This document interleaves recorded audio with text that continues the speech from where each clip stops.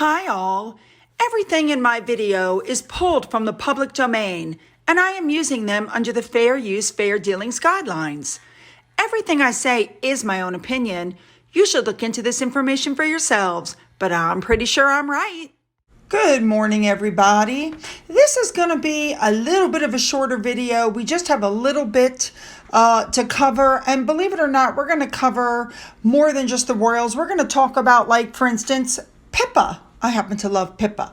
So let's just get in there, cover what we have, okay? Let's go.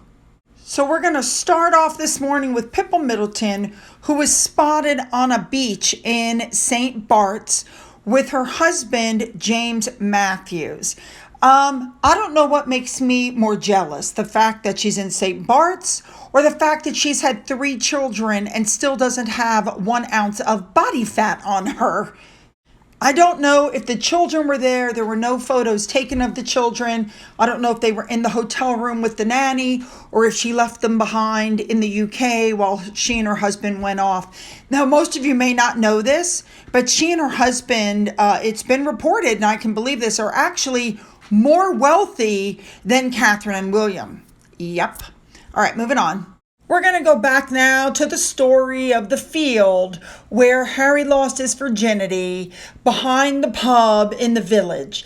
And now they're making a big joke out of it, and they want to put up one of those blue plaques. Like, as you can see, these are the this is the plaque that was put on the wall of the apartment where Diana had rented. Like, they want to make it like a historical national thing. You can come here and see where Harry lost his virginity. Personally, I think that's going a little bit too far, but whatever. Listen, if it helps make them money. All right, moving on. Next up, we're back to the Princess Royal, Princess Anne. On Friday, she went to Magpas Air Ambulance to the site of their new base to unveil a cornerstone. The base is expected to be completed very shortly. All right, moving on. Ladies and gentlemen, the new coronation emblem has been unveiled. It will be at all the historic events, street parties, community gatherings, on all the official merchandise. This is what you'll see. So you'll see a rose for England, a thistle for Scotland, daffodil for Wales, and a shamrock for Northern Ireland. And they all together create the shape of St. Edward's crown, which is the one that he'll be crowned with in May. And this was designed by British designer Sir Joni Ive from his Love collection. Very nice. All right, here we go with Andrew. His attorneys are planning to demolish Virginia Giuffre's story by making moves in disclosing legal documents in order to clear his name. Apparently, Andrew's legal team is looking to gain access to papers in the ongoing lawsuit that was going on between Miss Giuffre and Alan Dershowitz. Because remember, she accused Mr. Dershowitz of something and then claimed that she made a mistake. Now, Mr. Dershowitz, I think, is pushing this because what he said was, if the documents are unsealed, it will demolish the established narrative that people underestimate Andrew's resilience and patience. And it's been more than 3 years since the interview, 8 years since the accusation, and 12 years since the publication of that photo. So they're saying, open the documents and the whole thing's going to blow. And a big thank you to Trevor Colt for this one, because he found this article that says that Prince Andrew is being named in the final batch of court documents that's getting ready to be released. Now, at the same time, it's being said that Andrew has no future in public life at all, no matter what he does. Like, it's over. Even though he's eyeing a return to frontline royal duties. But, his age is going to count against him with the comeback. I mean, let's face it, guys. He's 62 years old. His popularity is down to single digits. And Ghislaine Maxwell won't help him by supporting him from prison. Now, to be fair, she is saying that that picture is a phony. And the victim in this case supposedly, quote unquote, lost the original. It's never been able to be examined. And I think it's unfair to say that he's guilty based on that, especially since we know that the only reason he settled was because the family insisted on it, because it was taking away, from the Platinum Jubilee. It was taking away the attention from the Queen. I actually feel bad for him. At the same time, his popularity is so low. He was called a Millwall. That's what they call the football fans' boast of being disliked by everybody. That's, they call them the Millwall. What it comes down to is he has his house that he's living in with Fergie. He has his daughters. He has his grandchildren. He's still a Knight of the Garter. He still goes to the luncheons, although he doesn't participate in the public face of it. So, I don't understand what he's whining about at this point. All right, moving on. They're saying that William is angrier than he's ever been with Harry. Can you really blame him after the things that he said and done to the family and to Catherine? But we know that Charles is determined to invite Harry and Meghan. As a matter of fact, it's already been reported he has invited them. The question is, will Harry do a complete 360 on everything he said and show up without an apology? But if he does show up, and I personally think that they will, because I don't think they would ever pass up an opportunity. The question is, what is Charles going to do to maintain William's comfort and dignity and, the son who's done nothing wrong and who has put, duty first, because William's done that at every turn. So it must be really frustrating for William and Catherine, because the entire family has tried so hard to include Harry and Meghan in everything they were doing for the Queen during the mourning period, but it made no difference in the way they behaved after they went home.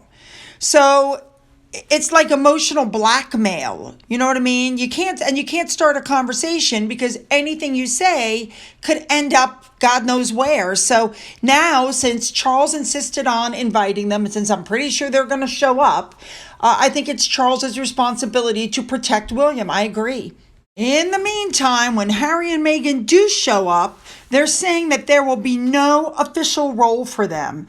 As it turns out, they're going to have to sit separately. There's something, I don't know about the seating arrangements there, but apparently they're going to be separated while they're there. I can tell you right now that nobody there is going to want to talk to them beyond the weather, because you never know what could be repeated, what could come out, what could be misconstrued. They're not going to have a role. Okay, it's going to be just like the Platinum Jubilee. They're going to be stuck to the side. Nobody's going to talk to them. Maybe they'll do what they did at the Platinum Jubilee. They'll show up for one event and then they'll leave early. That would be nice. Now, just in case you're living under a rock, let's not forget that around this whole will they, won't they show up is the fact that Harry has said repeatedly that he wants an apology. He has accused royal aides of working against them, of refusing to counter negative press coverage about them, and they're like, we want the royal family to admit what they've done. We want capitulation and an apology by the palace. But when, quote unquote, recollections may vary, that could be a difficult thing. I have to say, I do think it gets to the point where it's insulting, okay? Everything that's happened, they're like, the palace should step up. Why?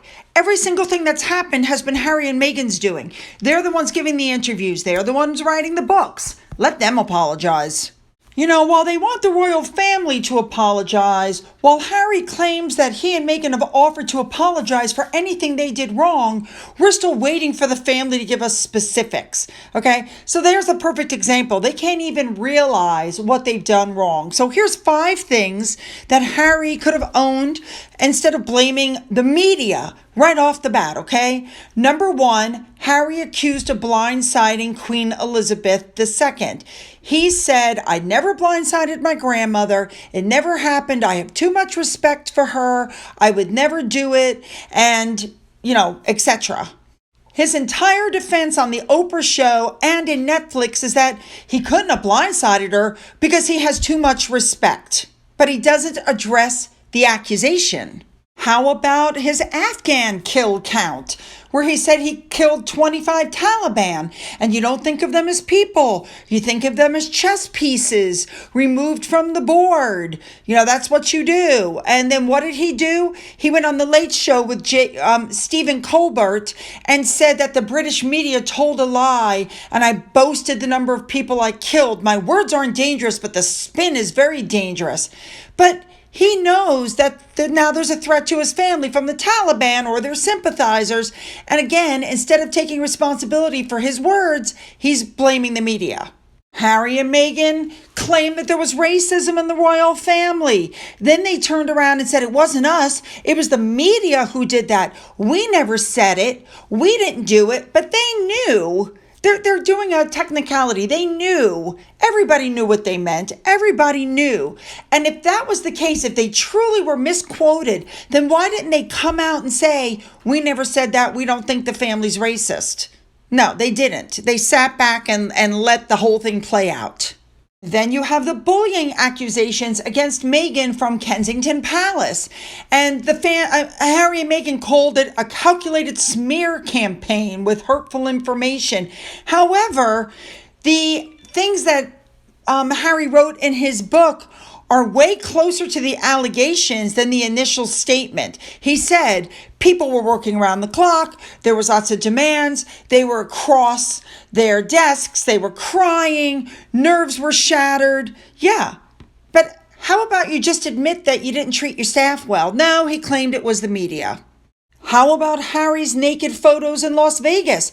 Harry said he was, quote, skinned alive by the British press when he got that, the picture taken with the naked woman.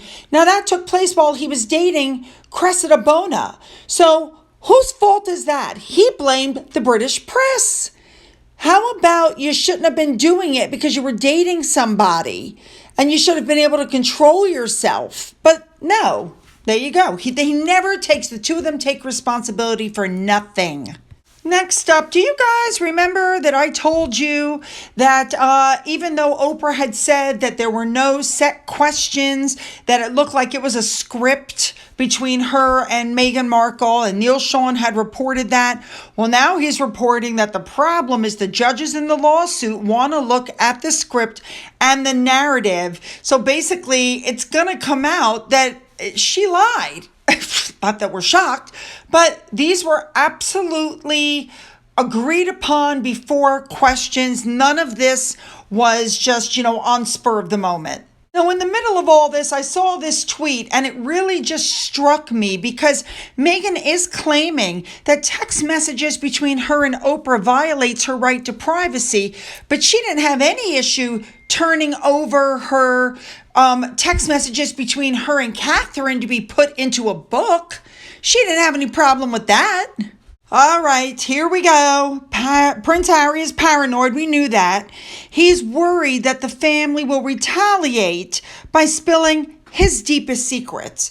I don't see, first of all, what deepest secrets he could have because, well, I take that back. If he was a big enough person to put about having a frostbitten you-know-what in the book, you would think that there couldn't be a whole lot left to tell. But to be fair, yes, I think there's a lot more that could be told.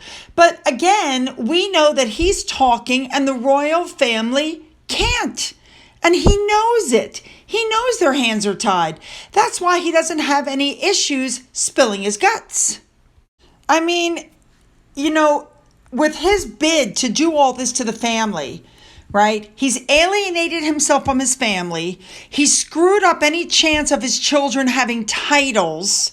He has done so much damage, but I think Harry's telling him, oh, you did it so well and they're being mean. I mean, they had to realize that at some point the family, essentially just their don't complain, don't explain mantra has worked very well so far. And if they did try to explain, I think it would just turn into a tit for tat. And now Harry and Meghan have burned themselves out. It's true. Any way you look at it, it's absolutely true. Okay, moving on, we're going to turn our attention back to Camilla For those of you who don't know, she has tested positive for COVID. They tested her after she had cold symptoms. Now, for any of you who have followed me for any length of time, you know that last year, it was last March already, I had COVID.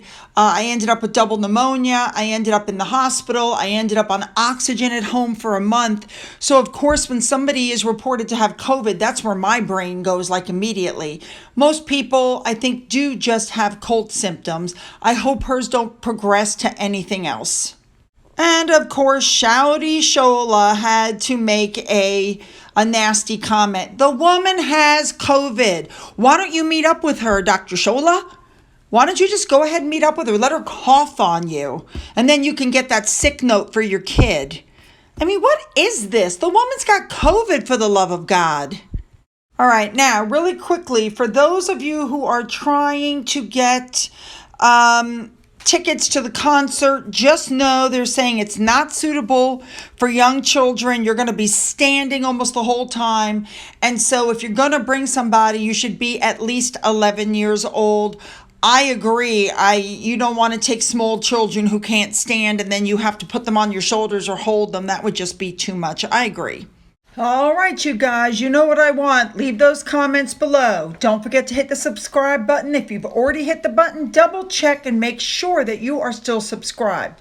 Don't forget to go up into the description box and get the link to my Twitter, my Getter, my Rumble, my email, my Patreon, just in case. Make sure you have you have access to everything.